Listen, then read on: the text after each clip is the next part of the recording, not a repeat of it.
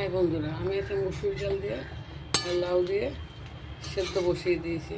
এবারে লাউ সেদ্ধ হয়ে গেছে, এবারে ফোড়ন দেব,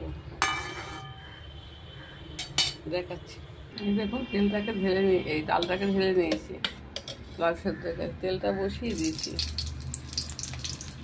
5 ফোড়ন আর শুকনো লঙ্কা দিয়ে দিলাম।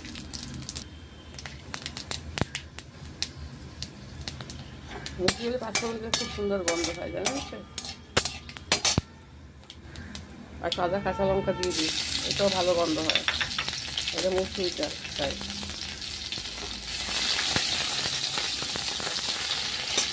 দিয়ে লাউ দিয়ে করেছি তো, তাই জন্য 5 ফোড়ন দিয়ে দিলাম। আর কালো জিরা তো আমরা সবসময় খাই। গন্ধ পাচ্ছে না, আমার তো গন্ধ নেই, আমার তো সর্দি লেগেছে না, আমি কী করে গন্ধটা পাবো। এবারে একটু কমাই দিই গ্যাসটা, না সারা জায়গায় ছিটতে হবে।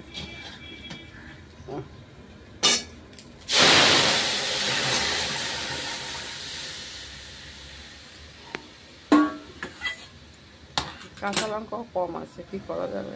বোধহয় বক বক করেনি, নুনটা কম আছে। দেখুন, ও বক বক করেনি, নুন কম আছে, নুন দিয়ে দিচ্ছি।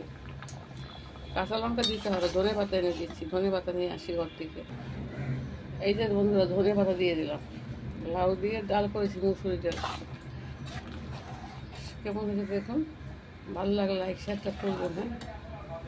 হ্যাঁ, এবার আমি নামিয়ে দেবো। হয়ে এই দেখুন, আমার লাউয়ের ডাল হয়ে গেছে, লাউ দিয়ে মুসুরি ডাল। কেমন লাগে লাইক শেয়ার করে দেবেন।